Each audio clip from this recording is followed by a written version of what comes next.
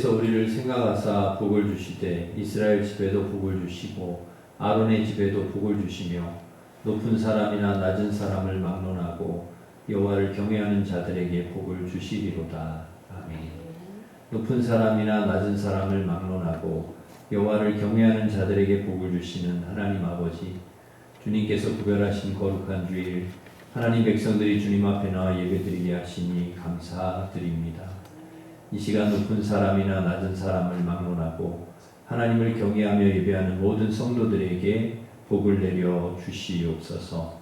예배 가운데 진리의 말씀과 성령을 부어주셔서 육신과 마음을 치료하여 주시고 새 힘을 얻어 세상 속에서 하나님의 나라와 하나님의 뜻을 이루며 살아가게 하여 주시옵소서. 주님 홀로 영광 받아 주시기를 예수님의 이름으로 기원하옵나이다. 아멘. 다 같이 일어서셔서 큰 영광 중에 계신 주 찬양하겠습니다.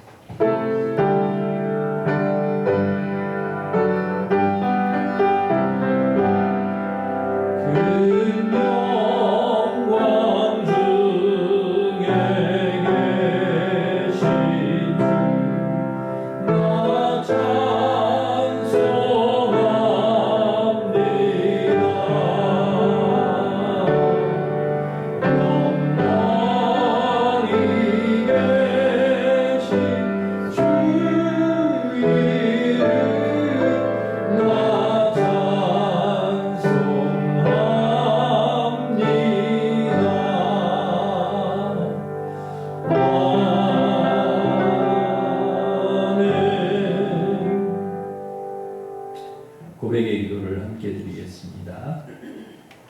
하나님 아버지, 우리에게 생명을 주시고 놀라운 구원의 은총을 허락하심을 감사드립니다. 귀한 가정과 은혜로운 교회와 아름다운 성도들을 주셔서 감사합니다. 이 시간 예배를 통해서 하나님께서 기뻐 받으시는 감사의 제사를 드리게 하시고 성령의 충만한 은혜로 우리의 몸과 마음을 새롭게 하여 주시옵소서. 주님께서는 우리에게 모든 필요한 것들을 공급해 주셨지만 저희는 항상 부족하다고 불평하고 다른 사람과 비교하며 세상의 것들을 구할 때가 많았습니다. 이 시간 감사하지 못했던 어리석음과 주님의 은혜를 잊어버리고 살았던 허물을 고백하오니 예수님의 보혈로 정결케 하여 주시고 항상 기뻐하고 범사에 감사하는 삶이 되게 해 주시옵소서. 아멘. 계속해서 우리가 지은 모든 죄를 고백하며 찬양의 기도를 드리겠습니다.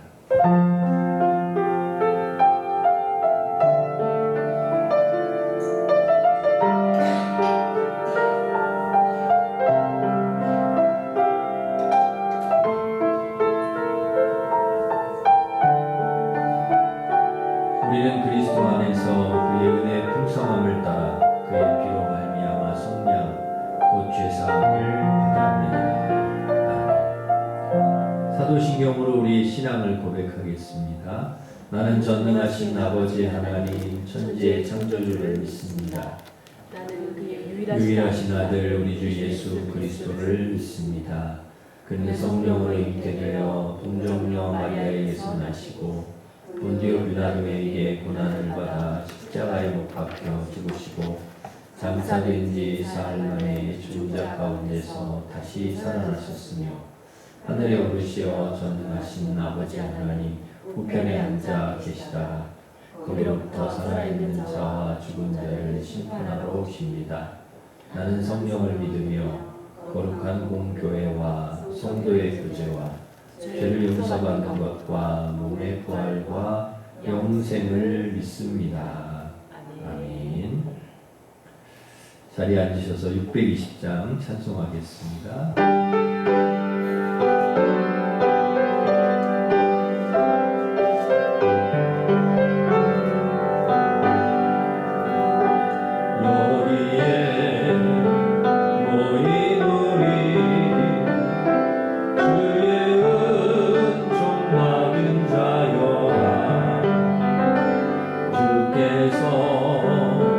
이 자리에 함께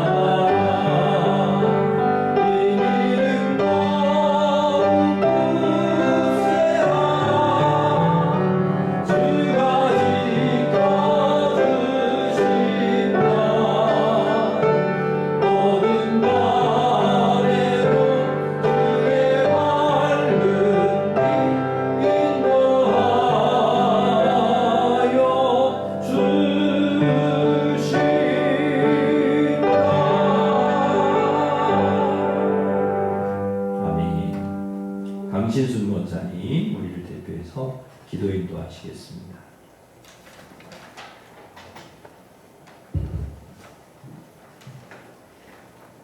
마음의 즐거움은 양약이라도 심령의 근심은 뼈를 마르게 하느니라. 잠언 17장 22절 말씀. 아멘. 사랑의 주님, 긍정적으로 생각하고 낙천적으로 사는 사람은 건강한 삶을 살아가지만 부정적이고 우울한 생각은 우리의 몸을 병들게 합니다. 주님, 이제 선하신 주님을 더 자주 묵상하며 주님께서 우리의 삶을 인도해 가심을 믿고 긍정적으로 삶을 살아가게 하시옵소서. 좋은 생각을 더 많이 하고 좋은 상상을 더 많이 하는 주님을 믿는 믿음의 자녀가 되게 하시옵소서. 지난 한 주간도 함께 해주신 주님 감사합니다. 오늘도 주님의 날 예배의 자리에 인도해 주셔서 또한 감사드립니다. 예배 가운데 살아계신 주님만 만나길 소망합니다. 오늘 오후에 정교인 함께할 명랑 운동회가 있을 예정입니다. 계획은 사람이 할지라도 그 걸음을 인도하시는 분은 여호와 하나님이신 줄 믿습니다. 하나님의 은혜로 이루어 가심도 감사드립니다. 명랑 운동회를 위해 준비하는 준비위원들 최선을 다해 준비하게 하시고 모든 것이 하나님 손에 달린 것처럼 온전히 맡길 수 있는 겸손한 마음을 주시옵소서. 참석하는 모든 교인들 사랑의 교제 시간이 되며 운동회를 통해 더 화목하고 즐거운 시간만 되게 해 주시옵소서. 안전하고 건강한 운동회가 되게 해 주시기를 소망합니다. 수능을 준비하는 수험생들 실수하지 않게 하시고 좋은 컨디션으로 시험을 볼 수 있게 하시며 좋은 결과를 얻을 수 있기를 간절히 기도합니다. 또한 꿈과 비전을 향해 나아가는 학생들도 있습니다.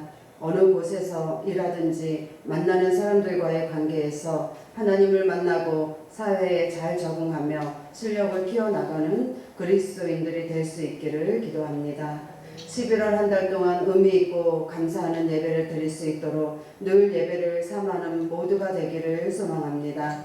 말씀을 전하실 목사님, 성령의 하나님의 도우심을 구하며 우리를 죄에서 속량하시고 우리의 신랑이 되어 우리의 시린 가슴을 덮어주시는 예수 그리스도의 이름으로 감사하며 기도합니다. 아멘.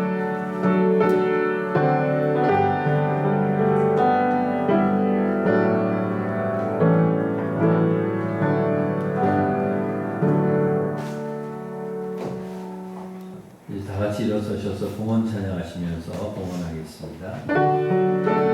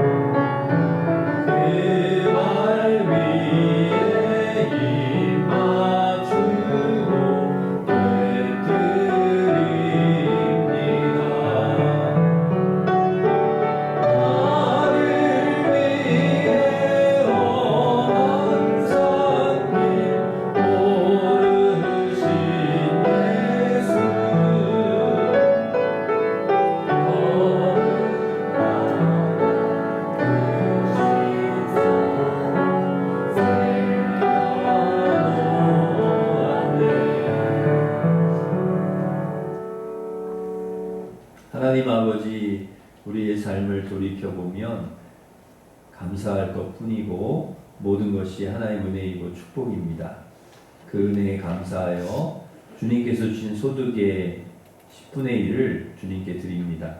감사 선교장학권 주 1,000번째 중식 강단장식 주 1헌금도 드립니다. 하나님 영광과 뜻을 위해 사용되게 하시고 성도들 가정과 일터에 복을 내려주셔서 늘 건강하고 평안하고 형통하게 하시고 하나님께서 주신 은혜와 복을 세상으로 흘려보내는 은혜와 축복의 통로로 살아가게 하여 주시옵소서. 전 세계 분쟁 국가들을 불쌍히 여겨주시고 전쟁이 멈추고 그 땅에 평화가 임하게 하여 주시옵소서. 해외에 있고 군에 있는 성도들 지켜주시고 환우의 병을 치료하여 주시며 수험생들 꼭 원하는 대학에 들어가게 하여 주시옵소서. 오늘도 1부, 2부, 3부 예배와 유치부, 아동부, 청소년부 예배 가운데 은혜를 내려주시고 명랑운동회를 통해 성도 간의 아름다운 교제와 사랑의 나눔이 있게 하여 주시옵소서. 다니엘 기도회를 통해서 우리의 믿음이 성장하고 기도의 응답이 있게 하여 주시옵소서. 오늘도 말씀을 통해 힘과 능력을 주셔서 죄와 세상과 마귀를 이기고 이 땅에 하나님 나라와 하나님의 뜻을 이루어가는 예수 그리스도의 제자 되게 하여 주시옵소서. 감사하고 예수님의 이름으로 기도하옵나이다. 아멘. 교회 소식을 전해드리겠습니다. 주보를 참고하시기 바랍니다. 오늘 오후 찬양 예배 특성은 다음 주 10일 12구역입니다. 금요 기도회는 다니엘 기도회로 저녁 8시에 모입니다. 중보기도 모임이 오늘 오전 10시에 담회실에서 있습니다. 구역장 위로회가 7일 화요일 오후 6시 30분에 교회에서 있습니다. 바로 오실 분들은 청정옥으로 6시 40분까지 오시면 되겠습니다. 수요연합 구역 예배가 수요일 오전 11시에 3교구 주간으로 있습니다. 복음과 확신, 성경을 통으로 보기, 마더와이즈, 자유 시간 날짜 보시고 참여하시면 되겠습니다. 3부 예배 후에 공동의회가 있습니다. 차경렬 장로님, 원로 장로 추대권으로 공동의회가 있겠습니다. 전교인 체육대회 명랑운동회가 오늘 오후 2시부터 송수중 실내체육관에서 있습니다. 비가 온다고 예보를 해서 원래 우리가 실외에서 하려고 하다가 실내를 빌렸습니다. 그래서 비가 와도 걱정하지 않고 우리가 할 수 있을 것 같습니다. 다니엘 기도회가 11월 21일까지 매일 저녁 8시에 교회에서 있습니다. 다니엘 기도를 통해서 하나님께서 은혜를 주시기를 바랍니다. 세례식이 11월 19일 추수감사주일에 있습니다. 세례 받으실 분은 신청해 주시기 바랍니다. 자체 임원 선출해서 알려주시길 바랍니다. 11월 16일이 수능 시험일입니다. 우리 수험생들 위해서 기도해 주시기를 바랍니다. 15구역의 김필수 집사님 휠체어를 기증해 주셨습니다. 주방 배식은 오늘 3구역 다음 주 4구역입니다. 15구역의 송창근 집사님, 김혜리 집사님, 최은희 권사님 생일을 감사해서 오늘 중식을 제공해 주셨습니다. 8구역의 이정윤 권사님 하나님 은혜 감사해서 강단장식 해주셨습니다. 우리 감사하면서 박수하겠습니다. 우리 옆에 있는 분과 인사하겠습니다. 반갑습니다. 오늘도 은혜 받으시기 바랍니다. 축복하겠습니다.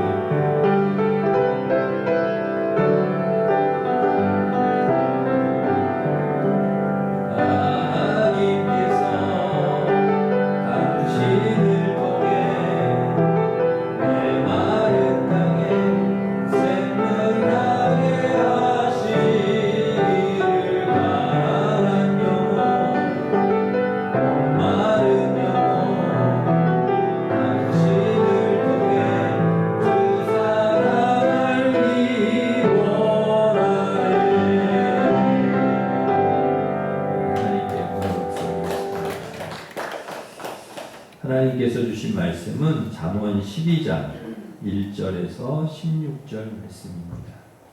구약성경 923면에 있습니다.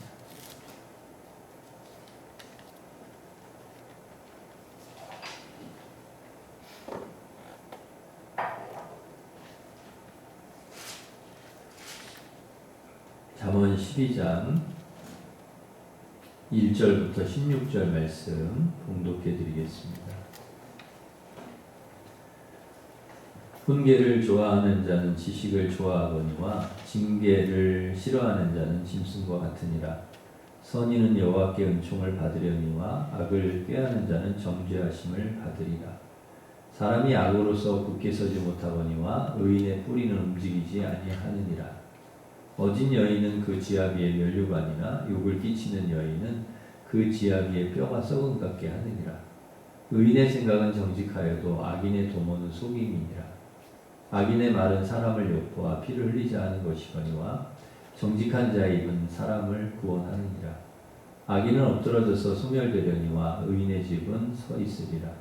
사람은 그 지혜대로 칭찬을 받으려니와 마음이 굽은 자는 멸시를 받으리라. 비천이 여김을 받을지라도 종을 부리는 자는 스스로 높은 치하고도 음식이 핍절한 자보다 나으니라. 의인은 자기의 가축의 생명을 돌보나 악인의 긍휼은 잔인이니라. 자기의 토지를 경작하는 자는 먹을 것이 많거니와 방탕한 것을 따르는 자는 지혜가 없느니라. 악인은 불의의 이익을 탐하나 의인은 그 뿌리로 말미암아 결실하느니라. 악인은 입술의 허물로 말미암아 그물에 걸려도 의인은 환난에서 벗어나느니라. 사람은 입의 열매로 말미암아 복록에 족하며 그 손이 행하는 대로 자기가 받느니라. 미련한 자는 자기 행위를 바른 줄로 여기나 지혜로운 자는 권고를 듣느니라. 미련한 자는 당장 분노를 나타내거니와 슬기로운 자는 수욕을 참느니라. 아멘. 오늘 우리가 읽은 잠언 12장은 하나님을 경외하고 하나님의 뜻을 행하는 의인과 하나님을 경외하지 않고 하나님의 뜻을 행하지 않는 악인을 대조해서 보여주고 있습니다. 무엇이 다른지 함께 찾아보고 은혜를 나누고자 합니다. 의인과 악인의 다른 점은 첫째, 의인은 훈계를 좋아하고 악인은 징계를 싫어합니다. 오늘 본문 1절 말씀 우리 한 번 더 같이 읽습니다. 훈계를 좋아하는 자는 지식을 좋아하거니와 징계를 싫어하는 자는 짐승과 같으니라. 아멘.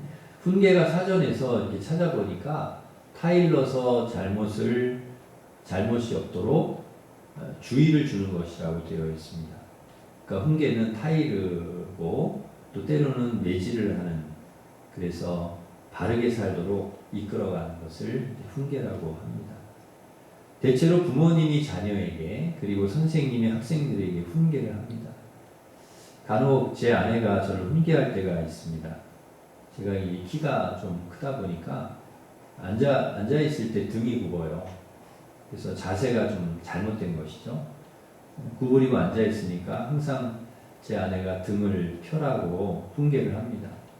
그러다가 정말 등이 구부러질 수 있다. 등을 펴라. 그래서 의식적으로 등을 꼿꼿하게 펴려고 노력하고 있습니다. 등을 펴는데 아내의 훈계가 도움이 되는 거죠. 잔소리로 들리는 것이 아니라 훈계로 듣는 것이죠. 등이 굽는 것도 하루아침에 그렇게 되지는 않습니다. 나쁜 자세가 반복되고 또 시간이 지나다 보면은 이제 등이 굽어지는 것이죠. 그러나 등이 굽는 것보다 더 심각한 것은 마음이 굽은 것입니다. 마음이 삐뚤어진 것이죠. 그래서 오늘 본문 8절에 보면 마음이 굽은 자는 멸시를 받으리라 그랬습니다. 마음이 굽은 자는 멸시를 받는다. 그래서 그 마음이 굽은 자가 멸시를 받지 않게 하려면은 훈계가 필요하다는 것이죠. 그래서 잠언 13장 24절은 이렇게 말씀합니다. 매를 아끼는 자는 그의 자식을 미워함이라. 자식을 사랑하는 자는 근실이 징계하느니라. 그럼 자식을 미워하면 매를 아낀다는 것입니다. 그런데 자식을 사랑하면 근실이 징계한다는 거예요. 그러니까 이 징계가 정말 중요하다는 거죠. 감리교 창시자인 존 웨슬리라는 분이 계신데요. 그 웨슬리의 어머니가 이제 수잔나 웨슬리입니다. 이 수잔나 웨슬리가 자녀를 많이 낳았는데요. 자그마치 19명을 자녀를 낳았습니다. 그러니까 자녀가 많은 만큼 자녀 교육을 잘해야 하니까 엄격하게 교육을 했다고 합니다. 그래서 어릴 때부터 수잔나는 아이들이 큰 소리로 말하지 못하게 하고 또 험한 장난을 못하게 하고, 자녀가 많으니까 요일별로 이렇게 나눠서 면담을 하는데 오늘은 누구, 오늘은 첫째, 오늘은 둘째, 오늘은 셋째, 그래갖고 19명을 다 이렇게 요일별로 나눠가지고 면담을 했는데요. 이 면담을 통해서 주의 교훈과 훈계로 적절히 가르치기도 하고 이제 징계하기도 했다고 합니다. 그런데 참 놀랍게도 이 자녀들이요, 그 어머니의 그 훈계를 굉장히 좋아했다고 해요. 어머니가 이렇게 때에 맞게 적절하게 이렇게 이제 훈계하는 걸 되게 좋아했다. 그래서 그런 훈계가 있었기 때문에, 어머니의 그런 가르침이 있었기 때문에 존 웨슬리 같은 훌륭한 그런 인물이 나올 수가 있었던 것이죠. 그런데 징계를 하면 이렇게 유익하기도 하고 자녀들이 잘 바르게 굽지 않고 바르게 크게 되는데, 징계를 싫어하는 사람은 오늘 본문에 보니까 짐승 같다는 거예요. 짐승. 왜 짐승 같을까요? 징계 안 받고 자기 그 본능대로 살려고 하기 때문입니다. 사람은 누구나 자기 중심적으로 살려고 하는 본능이 있지 않습니까? 그래서 훈계는 너 자기 중심적으로 살면 안 돼. 너만 위해서 살면 안 돼. 이렇게 가르치는 것이죠. 다른 사람 존중하고 배려해야지. 이것을 가르치지 않으면 짐승같이 된다. 자기만 하려고. 어떤 사람은 짐승보다도 못한 사람이 될 수도 있다. 우리 부모님 세대는 자녀를 많이 낳으셨습니다. 그런데 지금은 이제 하나 아니면 둘 낳죠. 그러니까 자식들이 적으니까 이게 굉장히 이렇게 자녀 중심적으로 오냐오냐 이렇게 키우는 거죠. 그래서 대부분 다 자기 중심적인 사람들이 되는 것입니다. 그래서 이런 사람들끼리 만나면 막 싸우는 거예요. 내 뜻대로 돼야 되니까. 왜냐하면 내 중심이니까. 그래서 막 싸우고 난리가 납니다. 그래서 이 공동체 속에서 사람은 살아야 된다는 거죠. 그러니까 많은 사람들이 이제 옛날에는 이제 가족이 워낙 자녀들이 많다 보니까 공동체였기 때문에 이 형제들끼리 뭐 싸움도 많이 했지만은 함께 살면서 함께 살아가는 법을 배우는 거죠. 안 되는 것도 배우고 되는 것도 배우고 서로 함께 그런 것을 배우고 해야 되고 하지 말아야 되고. 헬리콥터 맘이라는 말이 있다고 합니다. 항상 자녀의 주위를 헬리콥터처럼 맹 돌면서 자녀를 계속 케어해 준다는 거예요. 스스로 할 수 있도록 이렇게 해줘야 되는데 엄마가 다 해주는 거예요. 과하게 보호를 하는 것이죠. 이것은 자녀를 잘 키우는 것이 아니라는 것입니다. 자기 중심적인 아이가 아니라 다른 사람을 존중하고 배려하고 사랑하는 타인 중심적이고 그리고 공동체 중심적인 그런 아이로 자랄 수 있도록 여러분 주의 교훈과 훈계로 우리 자녀들을 잘 양육하시기를 바랍니다.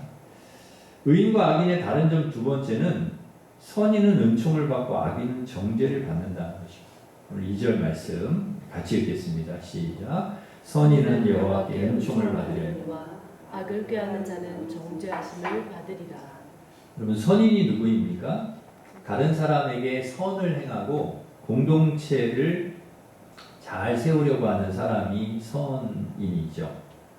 그리고 공동체를 영어로 커뮤니티라고 하는데요. 컴은 함께라는 뜻이고 이게 아니라 합성어인데 컴과 뮤니티의 합성어인데 컴은 이제 함께라는 뜻이고 뮤니티는 모누스라고 하는 어원에서 나왔는데 이건 선물이라는 뜻이랍니다. 그러니까 공동체가 뭐냐? 함께 선물이 되는 사람들의 모임이 공동체라는 거죠. 그러니까 교회 공동체 그러면 이 교회 안에 있는 구성원이 서로 선물이 되는 그런 관계. 여러분 선물이 뭡니까? 받으면 되게 좋은 거잖아요. 기쁜 거잖아요. 그렇듯이 나로 인하여서 누군가가 정말 기뻐할 수 있고 또 힘을 얻을 수 있다면 그게 정말 커뮤니티라는 거예요. 그게 진짜 공동체라는 거죠. 가족 공동체일 수도 있고 이제 교회 공동체일 수도 있습니다. 서로에게 선물처럼 기쁨이 되는 그런 공동체를 만들어가는 사람들이 바로 선인이라는 것이죠. 의인이라는 것이죠. 선한 사람의 특징이 뭐냐? 자기만 좋게 하지 않는 것이. 그래서 공동체를 늘 생각한다는 것이죠. 그래서 자신의 삶을 선물로 내어주는 사람이 정말 선한 사람이라는 것입니다. 그런 사람을 하나님이 기뻐하십니다. 하나님은 그렇게 공동체를 이루는 것을 기뻐하시기 때문입니다. 하나님은 공동체로 인간을 지으셨습니다. 혼자 사는 게 좋지 못해서 이렇게 같이 살도록 서로 도와주라고 아담을 잠들게 하고 하와를 만드셨습니다. 그러기에 서로 도와주는 사람들의 모임이 공동체입니다. 그러니까 선인은 서로 도와주고 또 위로하고 격려하고 그래서 공동체를 잘 만들어가는 사람, 그 사람이 선인이라는 것이죠. 그러니까 선인은 나는 좋은 사람이야 이렇게 이야기를 하고 다닌다고 해서 그 사람이 선인이 아니고요. 그 공동체 안에 있는 사람들이 그 사람은 참 선한 사람이야, 좋은 사람이야 라고 이야기를 해줘야 되겠죠. 그리고 함께하는 사람들에게 어떤 존재인가를 봐야 됩니다. 내가. 그래서 어떤 사람이 물었다고 그래요. 당신은 어떤 사람입니까? 그러자 그분이 10명의 이름을 적어주면서 이 사람들에게 물어보십시오. 내가 누구인지 그랬다고 합니다. 그러니까 내가 누구인지를 내가 얘기하는 게 아니고 내 주위에 있는 사람들이 얘기해 줄 수 있는, 그게 진짜 내 모습이라는 것이죠. 그래서 여러분 나도 중요하지만 다른 사람도 너무 중요하다. 공동체가 너무 중요하다 하는 걸 여러분 기억하시고 다른 사람과 공동체에 선물이 되는 그런 좋은 분들, 선한 분들 되시기를 바랍니다. 그 다음에 의인과 악인의 다른 점은 세 번째, 의인의 뿌리는 움직이지 않지만 악인은 굳게 서지 못한다는 것입니다. 우리 3절 말씀 같이 읽겠습니다. 사람이 악으로서 굳게 서지 못하거니와 의인의 뿌리는 움직이지 아니하느니라. 우리 7절 있습니다. 악인은 엎드러져서 소멸되려니와 의인의 집은 서 있으리라. 여러분 악을 도모하는 사람은 설 수 없다고 그래요. 그러니까 오래 서지 못합니다. 엎드러져서 소멸됩니다. 하나님께서 오래 서 있게 하지 않습니다. 굳게 서지 않게 하십니다. 그러나 의인의 뿌리는 움직이지 않습니다. 의인의 집은 굳게 서 있습니다. 결코 넘어지지 않습니다. 하나님을 경외하고 하나님 뜻대로 살아가는, 하나님께서 의롭다고 인정해 주시는 사람은 절대 넘어지지 않습니다. 굳게 서 있습니다. 비가 내리고 창수가 나도 무너지지 않습니다. 왜? 반석 위에 집을 지었기 때문입니다. 그러나 악인은 쉽게 무너집니다. 모래 위에 집을 지었기 때문입니다. 그래서 의롭게 사는 사람은, 의인은 그 뿌리가 너무 든든해서 잘 움직이지 않습니다. 쓰러지지 않는다는 거죠. 나무의 뿌리는 눈에 보이지 않습니다. 그런데 눈에 보이는 뿌리가 있는데 그걸 노근이라고 한다고 합니다. 뿌리가 노출되었다 그래서 노근이라고 하는데요. 여러분 나무가 뿌리가 노출되면 죽는다 그래요. 나무는. 그래서 산을 정말 좋아하는 사람들, 나무를 사랑하는 사람들은 산에 오를 때에 흙을 담아가지고 가서 그 녹은 뿌리가 나온 나무를 흙으로 덮어준다고 합니다. 그래야 그 나무가 건강하게 오래 살 수 있기 때문에 그렇습니다. 작물도 마찬가지입니다. 작물도 이렇게 비가 내리고 그러면 막 흙이 씻겨져 내려가지고 뿌리가 보이는 작물이 있다고 합니다. 그것을 호미로 이렇게 흙을 퍼올려서 그 뿌리를 덮어주는, 그걸 북돋아준다 그렇게. 누군가를 북돋아준다 그러잖아요. 우리가 북돋아주고 막 이렇게 한다 그러는데 그 어원이 이 뿌리가 나와 있는 작물을 흙으로 이렇게 흙을 올려가지고 덮어준다, 북돋아준다. 그래서 그 뿌리가 건강하게 살 수 있도록, 그 작물이 건강하게 살 수 있도록 해준다. 그런 의미가 있다는 것이죠. 이처럼 뿌리가 건강해야 나무도 건강할 수 있고 또 작물들도 건강할 수가 있습니다. 뿌리가 중요한 것이죠. 여러분 뿌리가 어떠신지 모르겠습니다. 여러분 뿌리가 단단하시고 든든하십니다. 여러분 뿌리를 어디에 두고 계십니까? 용비어천가에 보면 이런 내용이 있습니다. 불이 깊은 남강 바람이 아님 일세 곧 겹고 여름하나니. 무슨 뜻이냐면 뿌리 깊은 나무는 바람에 흔들리지 않아서 꽃이 아름답고 열매를 잘 무성하게 맺는다는 것입니다. 뿌리, 뿌리가 굉장히 중요하다는 거죠. 그러니까 여러분 열매는 겉으로 드러나지만 그 열매가 막 아름답고 또 나무가 풍성하고 열매를 잘 열리고 그 이유가 뭐냐? 뿌리에 있다는 거예요. 뿌리. 이것을 잘 표현해 주는 말씀이 시편 1편 3절에 나오는데요. 시편 1편 3절 말씀 우리 같이 읽겠습니다. 시작. 그는 시냇가에 심은 나무가 철을 따라 그 잎사귀가 마르지 아니하나니 그가 하는 모든 일이 다 형통하리로다. 악인들은 아멘. 여기까지 보겠습니다. 뿌리를 시냇가에 깊이 내린 나무는 잎사귀도 마르지 않고요. 열매도 막 맺고 형통하다는 거예요. 그러니까 그 잎사귀가 막 이렇게 마르지 않고 푸르고 열매를 막 잘 맺고 그 이유가 어디냐? 그 뿌리를 시냇가에 쫙 내리고 있기 때문에. 그래서 여러분 이 뿌리가 중요합니다. 여러분 뿌리를 어디에 내리고 있느냐? 여러분 뿌리가 단단하냐? 여러분 뿌리를 어디에 내리고 있습니까? 세상에 혹시 여러분의 그 뿌리가 내려져 있지는 않습니까? 여러분의 뿌리가 말씀의 뿌리를 내리는, 그리고 믿음의 뿌리를 내리는, 주님께 뿌리를 내리셔서 잎사귀도 마르지 않고 좋은 열매를 맺는 그런 형통한 나무 되시기를 바랍니다. 아멘. 네 번째로 의인과 악인의 다른 점이 있는데요. 말이 다릅니다. 말이. 5절 보시면 우리 5절 같이 읽습니다. 시작. 의인의 생각은 정직하여도 악인의 도모는 속임이니라. 6절 읽습니다. 악인의 말은 사람을 엿보아 피를 흘리지 않는 것이니와 정직한 자의 입은 사람을 구원하느니라. 우리 18절 말씀 읽겠습니다. 시작. 칼로 찌름같이 함부로 말하는 자가 있거니와 지혜로운 자의 혀는 양양과 같으니. 다 말에 대한 이야기를 하고 있습니다. 말이 중요하다는 거죠. 그러니까 의인은 살리는 말을 하고요. 악인은 죽이는 말을 한다는 것이죠. 그러니까 말이 어떤 때는 사람을 살리기도 하고 죽이기도 한다는 것이죠. 그래서 오늘 본문에 뭐라면 칼로 찌름같이 함부로 말하는 자가 있고 또 지혜로운 말을 통해서 그걸 양약같이 그렇게 하는 말이 있다고 말씀합니다. 여러분 매로 맞으면 몸에 상처가 나고 혀로 맞으면 마음의 뼈가 부러진다는 말이 있습니다. 그래서 우리는 말을 잘해야 되고요. 절대 함부로 하면 안 돼요. 어쩌면 칼보다 더 무서운 것이 말인 거죠. 여러분 칼로 이렇게 다치면 꼬매고 치료하면 되지만 말의 상처는 잘 치료가 되지 않는다고 합니다. 그래서 우리는 말을 잘해야 됩니다. 미국 상원 도서관에 가면 세계적인 지도자 에브럼 링컨의 그 유품이 보관되어 있는데요.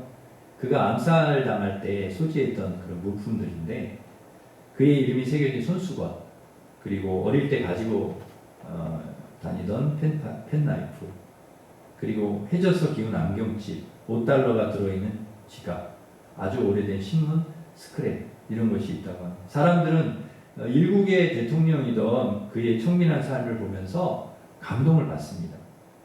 그 가운데 특히 눈길을 끄는 것은 존 브라운의 설교문이 실린 낡을 대로 낡은 신문 스크랩입니다.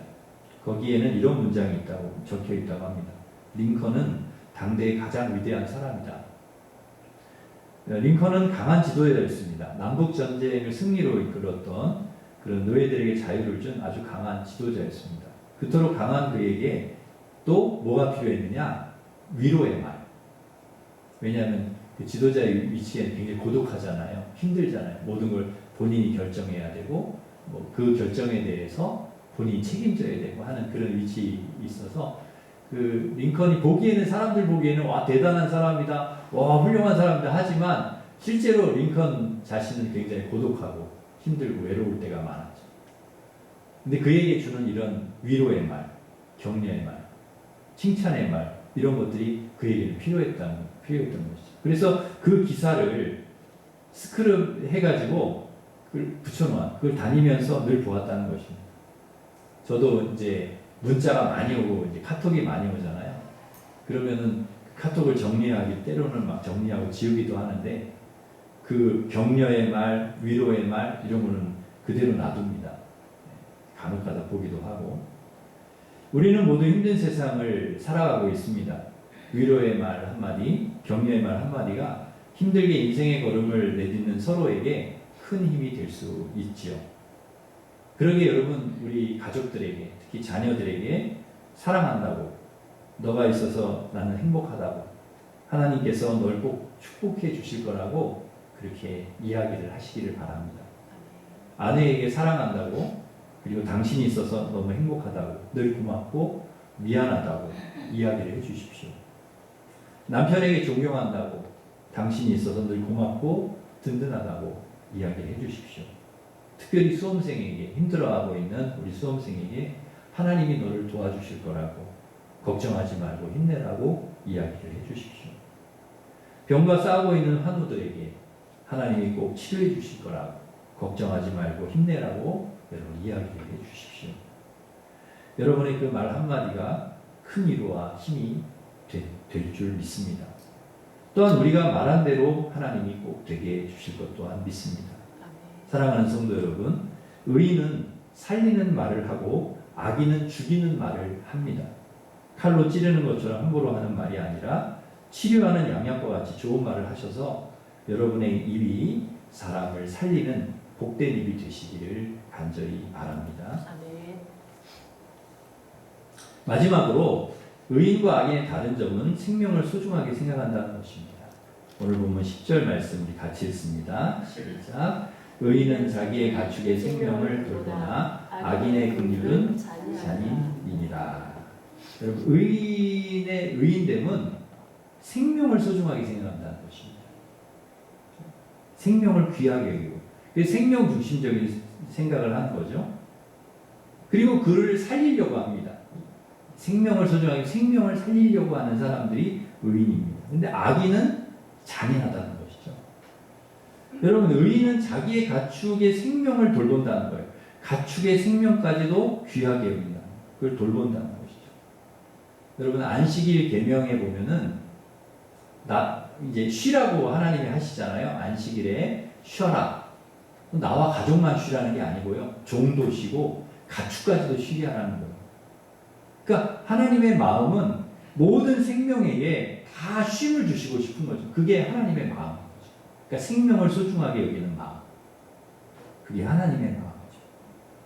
그래서 하나님께서 계명 안에 그 마음을 담아 놓으신 것이죠. 가축을 소중하게 생각하고 돌봐야 되고 생명을 소중하고 귀하게 여겨라. 영혼이 없다고 해서 함부로 대하지 마라. 풀 한 포기, 그 다음 나무 하나, 뭐 동물 하나 그것 가볍게 생각하지 마라. 그 생명을 소중하게 여겨. 이것이 바로 생명 중심적인 사고를 하는 사람이라는 거죠. 노벨 문학상을 받았던 스베틀라나 알렉시예비치라고 하는 분이 있는데요. 그의 책 가운데 체르노빌의 목소리라는 그 책이 있습니다. 그 책의 내용이 이런데요. 1986년 4월 26일 밤에 체르노빌 핵발전소가 폭발을 합니다. 그래서 처음에는 사람들이 큰 문제가 아닌 줄 알았는데 수많은 사람들이 방사능에 오염이 되어서 죽어갑니다. 주위에 모든 게 다 방사능에 오염되어서 뭐 작물도 먹을 수가 없는 거예요. 다 땅이 모든 건물 다 사람 다 오염이 되니까 그래서 체르노빌에 거주하는 사람들이 전부 다른 곳에 이주해서 이제 살아가게 되었습니다. 몸만 빠져나가는 거지 거의 동물들은 그냥 그대로 있는 거예요. 거기에 동물들까지 나갈 수가 없는 거예요. 사람만 빠져나가고 동물들은 거기 다 있는데 이미 오염되어 있기 때문에 동물들은 그냥 다 남겨둔 거죠. 이 동물들이 막 돌아다니는 것입니다.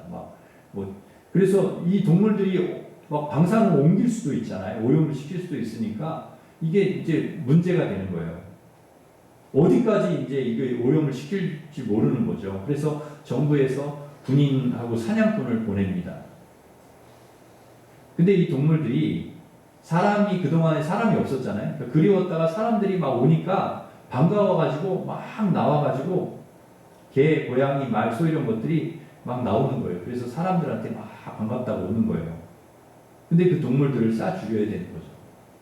군인들이 총구리를 겨누고 그리고 웁니다. 너무나 마음이 아파가지고. 왜? 그들도 소중한 생명이니까. 생명의 소중함을 알기 때문에 우는 거죠. 이게 마음 아파하는 거죠. 어쩔 수 없지만 그 2년 작년이었던 것 같은데요. 한 2년 동안 저희 집에 햄스터를 키웠거든요. 우리 딸들이 이제 햄스터를 키웠는데 이 햄스터가 죽었어요. 한 2년 정도 크다가 죽은 것 같아요. 근데 수명이 뭐 한 그 정도 된다네, 햄스터가.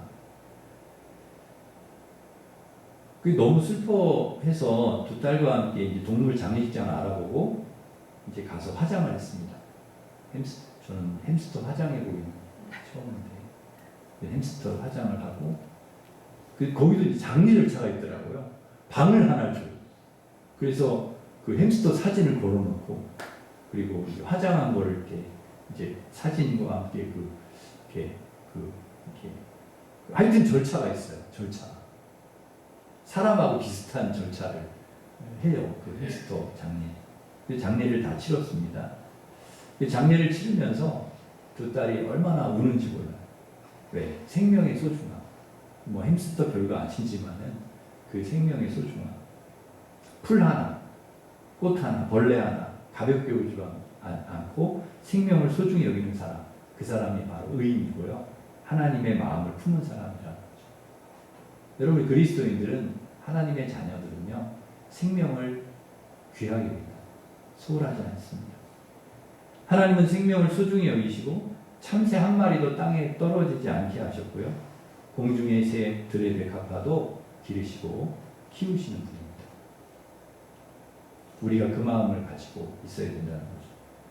이 땅에 살아가는 생명 하나하나를 소중히 여기고 사랑하기를 하나님이 원하신다는 거죠. 여러분 하나님의 마음을 품고 생명을 소중히 여기고 사랑하며 살아가는 우리 성도들 되시기를 간절히 바랍니다. 기도하겠습니다. 하나님 아버지, 사랑하는 성도들 모두가 의인이 되기를 원합니다. 악인이 아니라 의인. 정말 하나님을 경외하고 하나님의 뜻을 이루며 살아가는 선한 사람들, 좋은 사람들이 되기를 원합니다. 하나님 가르쳐 주시는 교훈과 훈계를 좋아하고 하나님께 은총을 받으며 믿음의 뿌리를 깊이 내리고 사람을 살리는 말 그리고 생명을 소중히 여기는 그런 사람들, 하나님의 마음을 품고 다른 사람과 공동체의 선물이 되는 그런 좋은 사람들, 의인으로 살아가는 우리 모든 성도들 되게 하여 주시옵소서. 예수님의 이름으로 기도하옵나이다. 아멘. 우리 다 같이 일어서셔서 당신은 사랑받기 위해 태어난 사람, 우리 축복하면서 우리 옆에 있는 분들을 그런 귀한 분들로 생각하면서 우리 같이 찬양하겠습니다.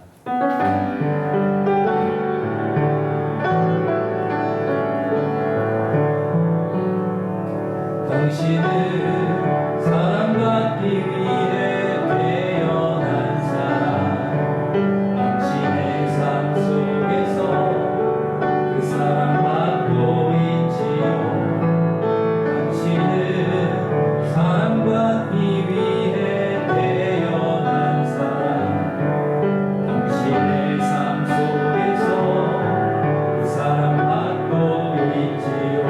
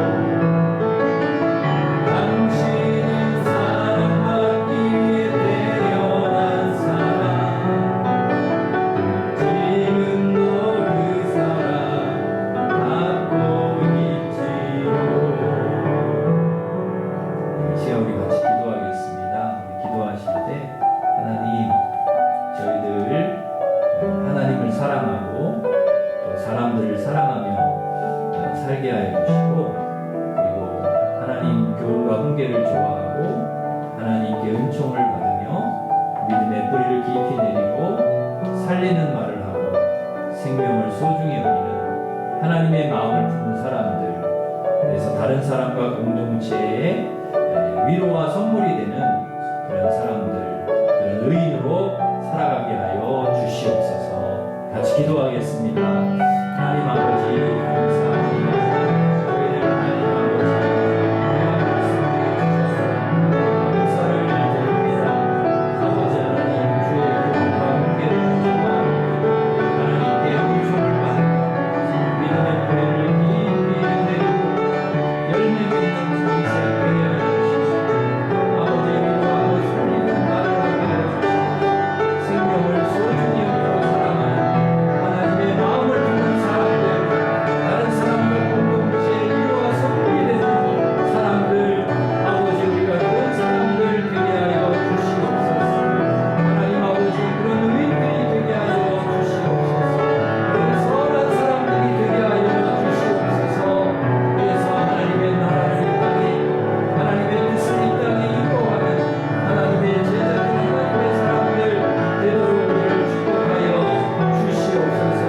하나님의 그런 마음, 그런 하나님 아버지 인격, 그런 아버지 하나님 성품 아버지 주시고 하나님 아버지 세상을 아름답게, 세상을 더 아버지 하나님의 좋은 세상으로 아버지 하나님 만들어갈 수 있는 우리 모든 식구들 되도록 우리 하나님께서 축복하여 주시옵소서. 하나님 아픔이 많고 아버지 하나님 힘든 아버지는 세상입니다.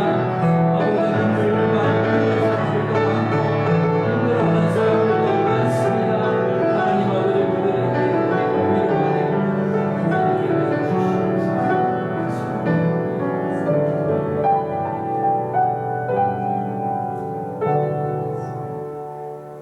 이제는 우리 주 예수 그리스도의 은혜와 하나님 사랑과 성령님의 교통하심이 주의 교훈과 훈계를 좋아하고 또 하나님께 은총을 받으며 믿음의 뿌리를 깊이 내리고 또 살리는 말을 하고 생명을 소중히 여기는 하나님의 마음을 품은 그런 사람, 의인, 다른 사람과 공동체의 선물이 되는, 위로가 되는 그런 의인들로 살아가기를 소망하는 우리 일심교회 모든 우리 성도들 위해 이제로부터 영원토록 함께 하시기를 간절히 축원하옵나이다. 아멘.